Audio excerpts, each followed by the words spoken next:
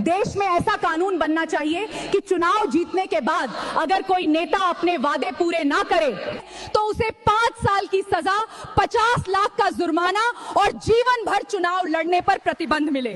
क्योंकि जनता से किया गया वादा सिर्फ भाषण नहीं, एक जिम्मेदारी होती है। अगर आप मेरी इस बात से सहमत हैं तो वीडियो को ज्यादा से ज्यादा शेयर करें।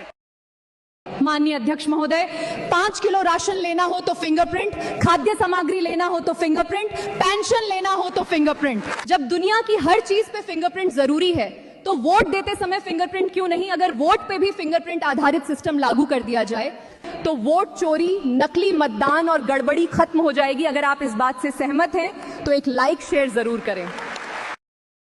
देश में दारू, सिगरेट, नशे की चीज जरूरी नहीं है, लेकिन उनको बनाने वाले सभी करोड़पति हैं। पर अनाज पूरी दुनिया के लिए जरूरी है, पर उस अनाज से सभी का पेट भरने वाला किसान आज भी गरीब है, पिछड़ा हुआ है। पूरी दुनिया में पेट्रोल डीजल की समस्या है, लेकिन इस देश के चमचों की समस्या सिर्फ मोदी है।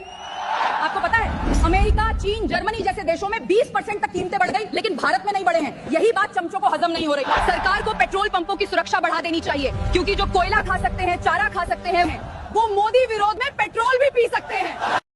जब देश का बंटवारा धर्म के आधार पर हुआ तो कांग्रेस ने संविधान में सेक्युलर शब्द क्यों जोड़ा? अगर ये देश सेक्युलर है तो इस देश में माइनॉरिटी कमीशन की क्या जरूरत है? अगर इस देश में संविधान लागू है तो पर्सनल लॉ बोर्ड क्यों है? और अगर इस देश में मंदिरों के ऊपर टैक्स लागू है तो चर्च और मस्जिदों में क्यों नहीं? ये सारे कानून कांग्रेस ने क्यों बनाए? भारत जैसा देश आपको कहीं नहीं मिलेगा जहां पर नेता इटली से आते हैं, वोटर बांग्लादेश से, नारे पाकिस्तान के लगाते हैं, 2 बच्चों वाले टैक्स देते हैं, 12 बच्चे वाले सब्सिडी लेते हैं और मूर्ख लोग इन्हें वोट देते हैं। सभापति महोदय, एक कानून ऐसा भी होना चाहिए, अगर कोई नेता जनता से किए गए वादों को 5 वर्षों के अंदर पूरे नहीं करता तो उस नेता को 10 साल की जेल, 10 लाख का जुर्माना और आजीवन चुनाव लड़ने पर प्रतिबंध होना चाहिए। माननीय अध्यक्ष महोदय, 5,000 करोड़ का घोटाला करने वाले को 3 साल की सजा और सिर्फ 20 रुपया का ट्रेन टिकट न लेने वाले को 5 साल की सजा। संविधान क्या गांजा फूंक के लिखा था, पूछता है भारत।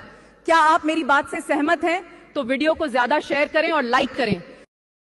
इतिहास का सबसे भयानक और खतरनाक सौदा 2 लोगों के बीच हुआ था।